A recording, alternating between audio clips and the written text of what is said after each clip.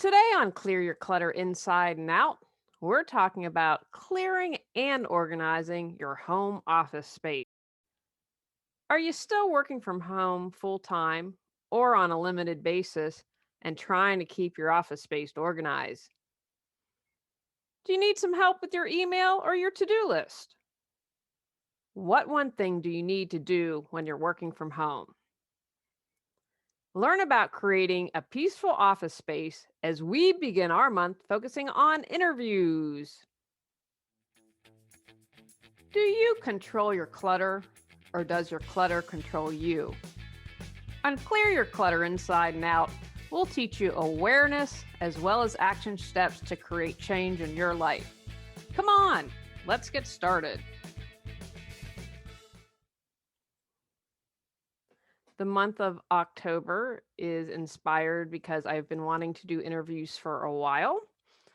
And I always think it makes it interesting. It's easier for me to edit interviews than to schedule and do live. I'm still caring for my mom, and that's a priority. And so it's harder to do that.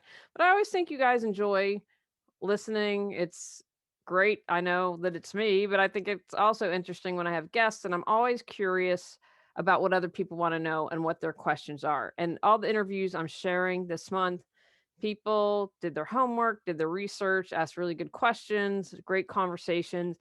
And so it is something that I thought you all would enjoy. And even though we don't have 5 Tuesdays, I'm going to have 5 interviews this month, all fairly current, but all good information. First up this month is from the Nothing Left to Give podcast. And I'm going to share, I did a couple interviews with her, and I'm going to share another one at the end of the month because people really were excited about that one.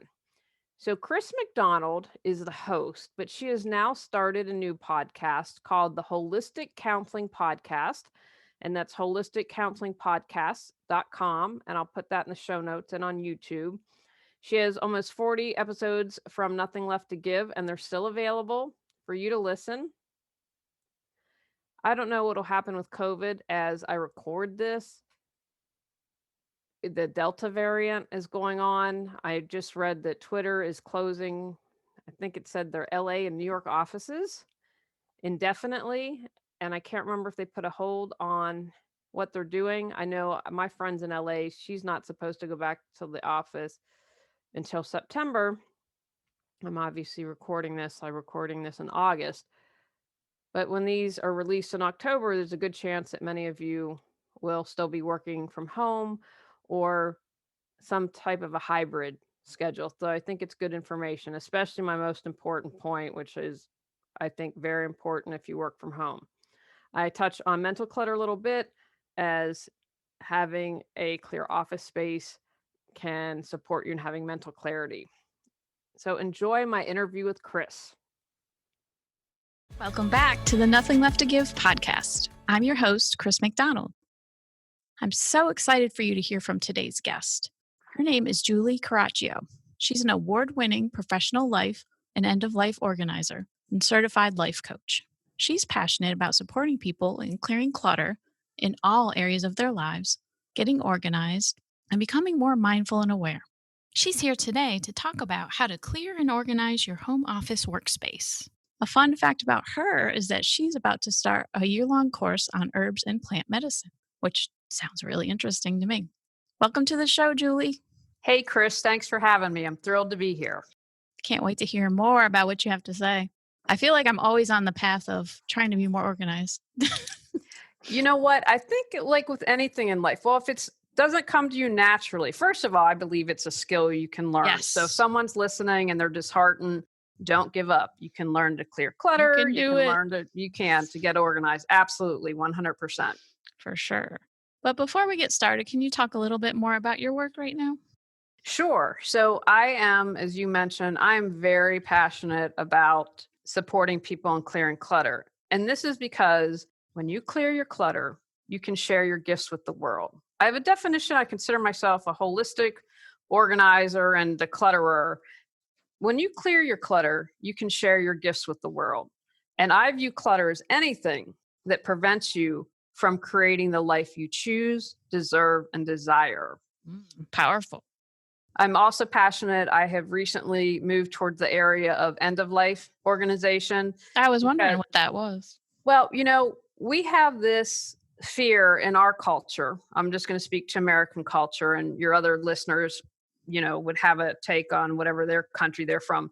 We have this fear of death as we see it as something to be avoided. Like, look at plastic surgery and all this money that's spent to be appearing youthful. We're all going to die. No one gets out of here alive. And so, if you can accept death, that allows you to live your life fully. And so, it would be maybe organizing all your paperwork to take to the lawyer, writing an obituary, planning a legacy. There are lots of components. Wow, I never even thought of that. What really started my passion was about 3 years ago. My father had my brother and me meet with his attorney and his accountant. And I want to say, like, my parents aren't super wealthy, but there were certain things. One of my father's favorite lines was, I want a pauper's casket. I want the cheapest coffin you can find. And when your mother overrules that and buys something expensive, let her. But that he needed to get his wishes known. And it Yeah, was, that's great. I'm very emotional. I started to tear up. But when I pulled back, I thought, when they go, I'm going to be able to grieve. I'm not going to have to be running around finding passwords, wondering what did he want. And it brought peace of mind. And I'd like others to have that. So this show is geared towards burned out healthcare professionals. So why do you think organization and clearing clutter is so important in preventing burnout? That's a great question. Now, Chris, I could share statistics till the cows come home, and I will try to avoid that, but I would like to touch on a couple of points. Women they've done studies, and Google's your friend here, but women who had cluttered homes had high levels of cortisol throughout the day. And I think as a therapist, you could probably address that better than I could. If they have piles, they've been less satisfied in life. It's harder for your brain to focus. Clutter I've worked with therapists when working with clients, it can cause embarrassment and isolation. Mm, I mean, from a physical perspective, if you have a lot of clutter, you could slip and fall. It's been linked to non-compliance in meds, and they found that depression can cause clutter and clutter can cause depression. And that's just a few. yeah, I've seen that for sure. And from a work perspective, since, right now I know we're all on COVID-19 and a lot of therapists and health professionals are doing telemedicine. But if you have a disorganized office, then a potential client might be like, not sure if I want to work with this person. Because they've done studies where workers believe that if you have a disorganized office, then you're less productive, it's unprofessional. People have lost money from not getting reimbursed. And if you're, in therapy, I don't know about you, Chris, but I want every dime back that I'm Yes, owed. for Yeah. sure. Especially if you can, it's something that's in your control, right? To Yes, try to clear exactly. clutter and be organized. Yes. But I know a lot of our listeners have had made a quick transition to working from home and doing telemedicine, and it can be a big struggle to adjust if you're not used to that. So, what kind of tips do you have to help them clear clutter in their workspace and help them get more organized? Well, the first thing I'd like to mention, because you said that people are working from home now, create a space to work. Now, as I'm talking to you, I have a designated home office. My husband has a designated home office, but that might not be possible.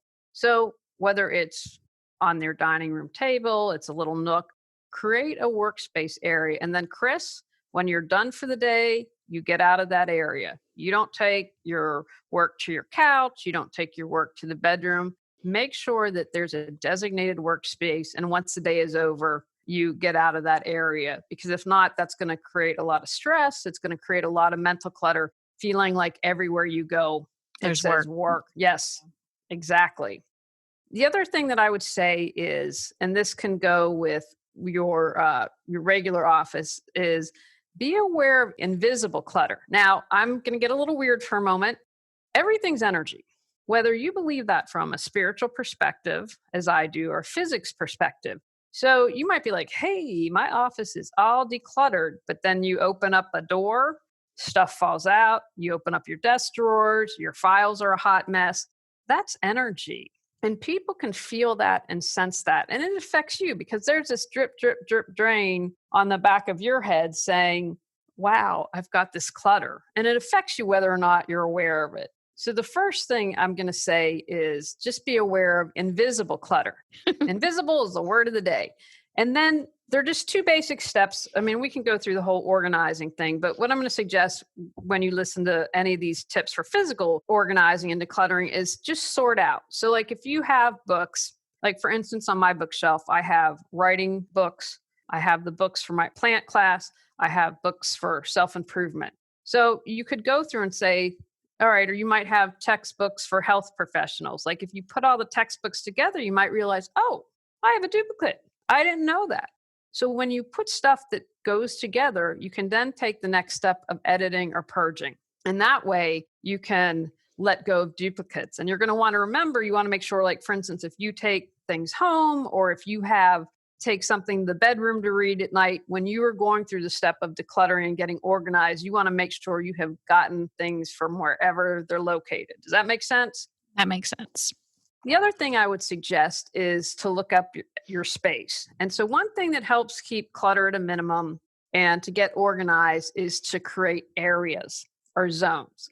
So, for example, I have a reference bookcase in my office, and I use that. I put where I have to get up and go get something because I use it infrequently.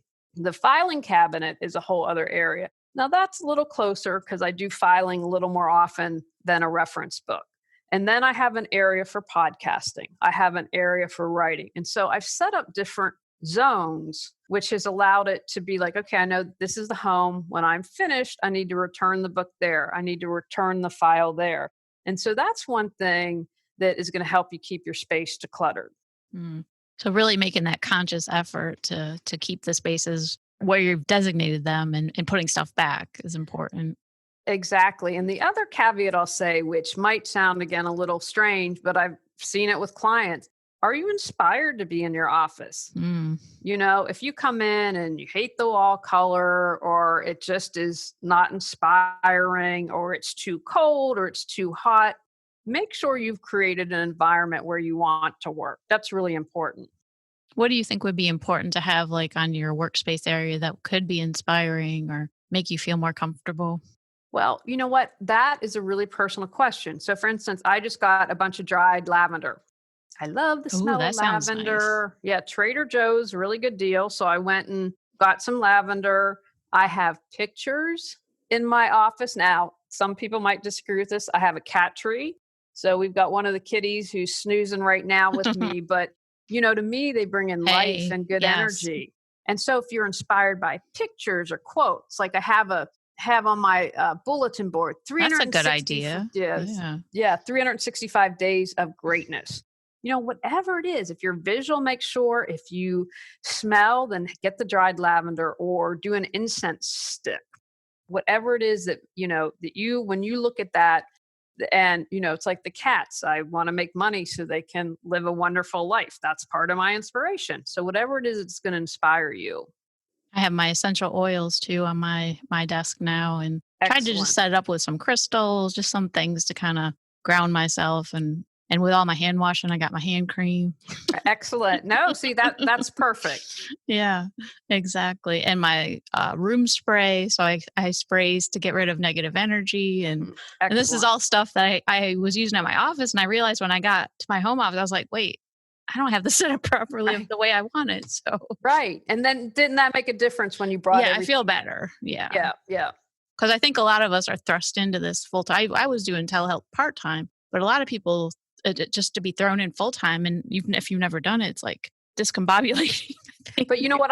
I'm so glad that you mentioned that, because I want to bring up a point. I shared my definition of clutter earlier, but that can create mental clutter. And so I'm going to encourage you to see this time as an opportunity. If you haven't done telemedicine before, dang, that's a new skill you're going to learn. And maybe that allows you to get more clients, or perhaps that allows you to open you up to a whole other service. You say, hey, I'm going to do a free class. You discover you love it.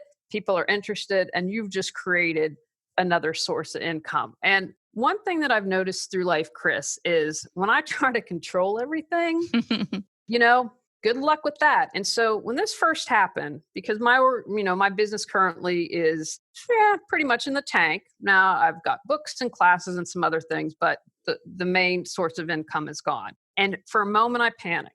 And then I said, okay, Julie, let's take a step back. Feel stuck but have no clue what you need to do to move forward? Would you like to feel energized and excited every day? Are you ready to create the life you desire? Julie Caraccio supports you in finding the answers within and then taking action to make changes happen. Visit reawakenyourbrilliance.com to learn how Julie can support you with life coaching. Your husband has job security. They've frozen hiring. You are going to be okay. You have family. You're not going to be put on the street, blah, blah, blah, blah, blah.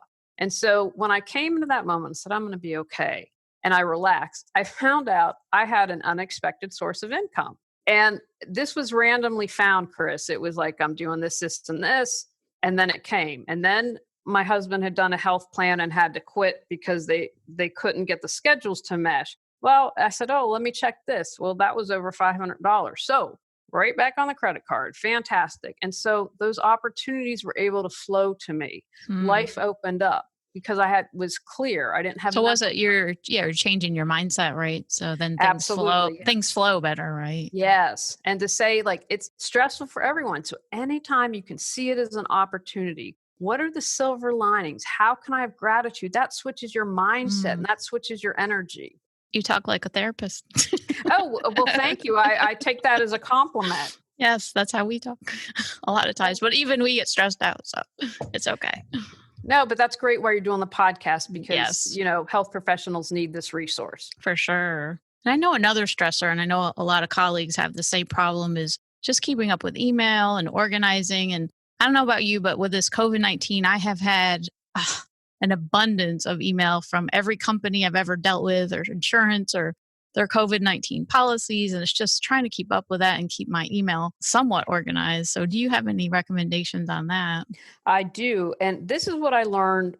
One of the best tips I learned from a productivity specialist. Productivity is not my specialty, and that's an area unto itself. But this changed how I viewed email. And their suggestion was switch from thinking you're checking your email, because how often I say I've got to check my email, to processing. Because when you do that, you have to make a decision. Yes. So I get an email. Can I delete it? Do I have to take action? Can I hand it off to my assistant or my virtual assistant? Do I need to defer on it now because someone says, I don't know, ask a question that you need to think through? So that's the first thing. Switch your thinking from checking to processing, because that's going to force you to make the decision. Because how many of us have emails languishing in, the no decision zone? And a lot. Then, right. And then also process your email. I remember when I had my last job, they had Outlook, and I hated it because you'd get that unread mail and there'd be a ding, or you'd see that bold thing, or you'd have the little envelope at the bottom of your screen saying that the email needed to be answered. And so block off certain times for it. So meaning maybe you check your email from 9 to 9:15, 12 to 12:15, 5 to 5:15. Don't be feeling like you have to respond every second of the day. You can also group similar messages together, like creating a folder. And one of the biggest mistakes I see that people make in getting organized is they say, well, so-and-so did it. They're the latest and greatest. And you don't take into account how you like to do things. And the example I'll use is my addresses in my phone numbers are organized by first name. So C for Chris, J for Julie. I don't do it by last name. Now, and most people tend to do it by last name. Now, for whatever reason, that works better for me. So it's really important to take in your lifestyle, how you do things. So if you group similar messages together, maybe you need to do it by topic, like COVID-19. Yes, I have a whole insurance, folder. Right. COVID-19 insurance, or you do by project or contact, but it's got to make sense to you. Yeah. Well, that makes sense. Instead of just thinking about, well, this worked for someone else, doesn't mean it's going to work for you. So you really do have to know thyself, right? Yes. For sure. Make it a lot easier. That's really helpful.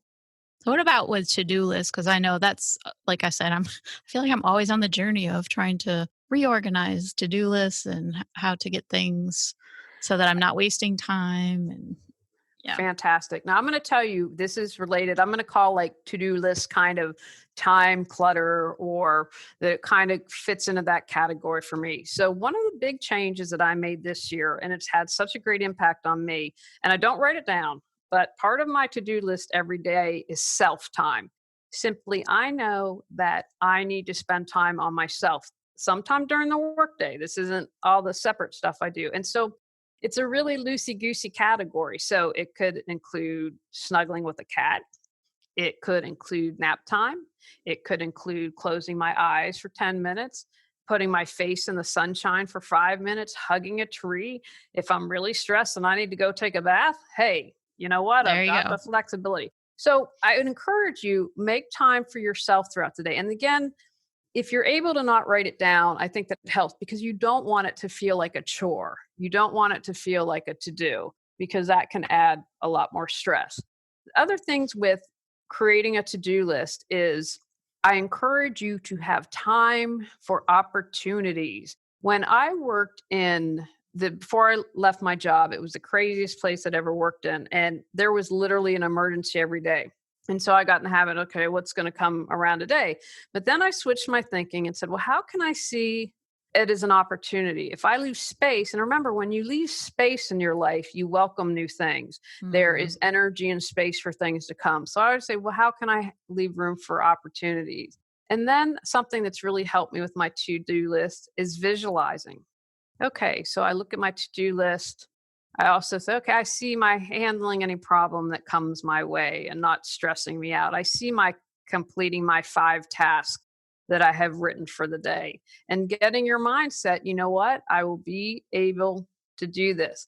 Also, if some of your to-dos can be routines, that's really helpful. So if like a routine, I talked about doing email 3 Yes. times a day. Mhm. You have paper correspondence that you need to respond to. If you have some writing, I write every day, and that, there's a bazillion things to write. Then I encourage you to do that as well. And finally, the other tip that I would add that I've done that's had a significant impact, when I'm able. Now, if I have scheduled clients, I don't have as much flexibility, but like on an admin day, I'll say, okay, what do I feel moved and motivated to do in this moment?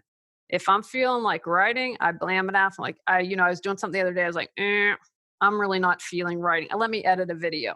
Mm. And so asking yourself, like, what is my energy going to be best for right now? Because when you do that, you're excited to do it. It's easier. It's not like pulling teeth to get you to do it.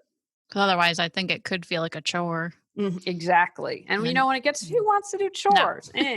Right. And I think as therapists and other healthcare professionals, we live by our schedule, right? With when hmm clients are scheduled. So if you add in more things, well, this has to be my self care time, then that's going to feel more like a chore and a burden. Exactly.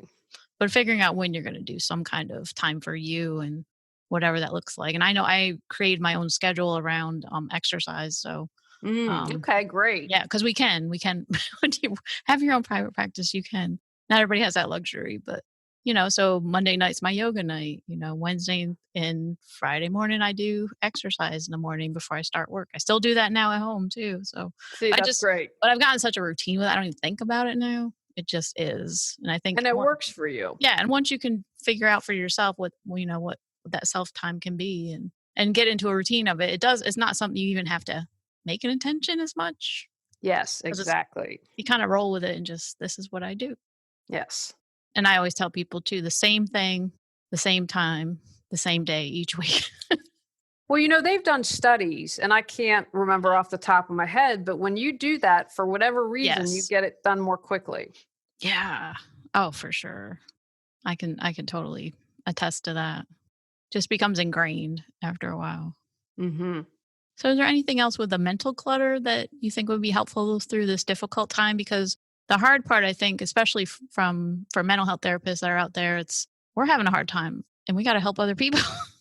Right, right. Our And so time. that's why, yeah, that's excellent question. So that's why self-care is really important right now. And again, say, Chris, I don't know how, if, my therapist, or you work a 50-minute hour, if you get a break in between clients, I'm assuming that, hopefully you get a Yeah, break. everybody's different. Right. But like, can I take 5 minutes to meditate? Sometimes that's all you need. Yeah, And exactly. when all else fails, I close my eyes and breathe. I'm like, okay, let's take 5 deep breaths. Maybe I need to ground myself. And if you have, I'm a huge fan of having a plan in place. And so that I don't get overwhelmed. Say, okay, like I have, like this thing I was sharing with you before we did the podcast that I'm just experienced a crazy neighborhood thing in the past 48 hours. I'm like, okay, well, I can control how I respond. You take a deep breath. Let me breathe through this. Let me not respond. What others do is about them. How I respond is about me. That's one of my favorite little things to say to Yes. myself. Amen to that. Right. And then whether it's meditate, I mean, again, like it doesn't have to be this 5 hour, 1 hour thing. You can do a lot in 5 minutes. Simply closing Yeah. your eyes and centering yourself can have a huge impact. So that's something, to clear your mental clutter is have a part of routine by that. Like, okay, or maybe it's even gratitude. Gratitude clears all your clutter in every Yes, single for area. sure. And, just little things and find what works for you. Make a game out of it.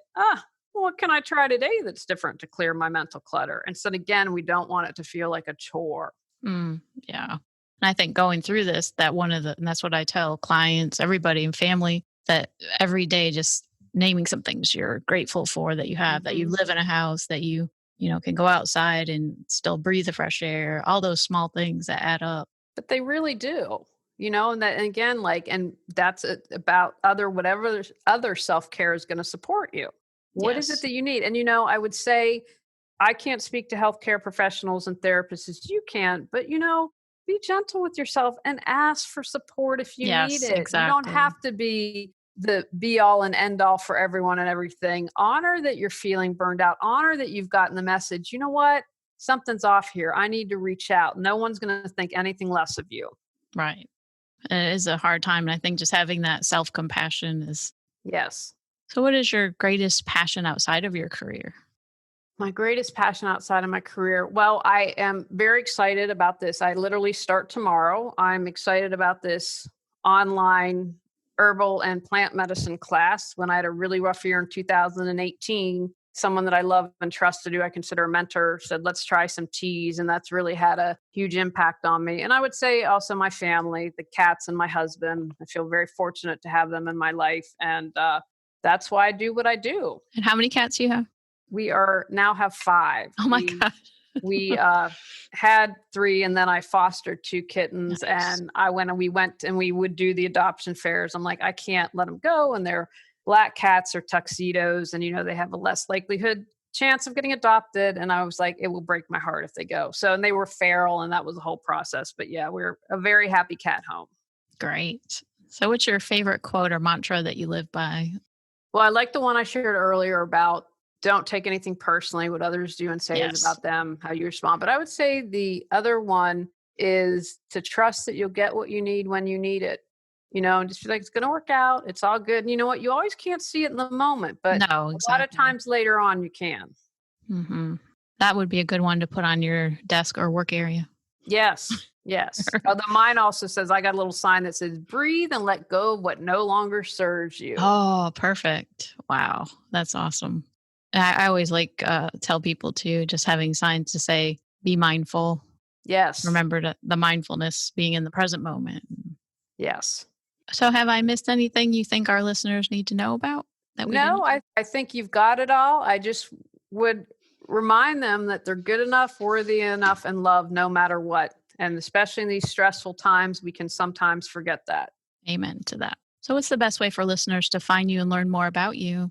If they go to reawakenyourbrilliance.com, they can find me on social media. They can find my podcast, Clear Your Clutter Inside and Out, as well as my Of books. course, we need it this Excellent. time, don't we? Holy cow. Absolutely. I hope you enjoyed today's podcast and received a lot of helpful information on clearing, decluttering, organizing your home office workspace. Take actions from today's podcast. Check out Chris McDonald's podcast, The Holistic Counseling Podcast. Create a designated workspace. When you're done working, leave your work area behind. Sort your items into categories. Edit and purge your stuff. Put everything back in its home. Create areas in your workspace. Recognize your invisible clutter. Make your office inspiring. Process your email. Make time for yourself throughout the day. On our next episode, we're talking about sustainability explored.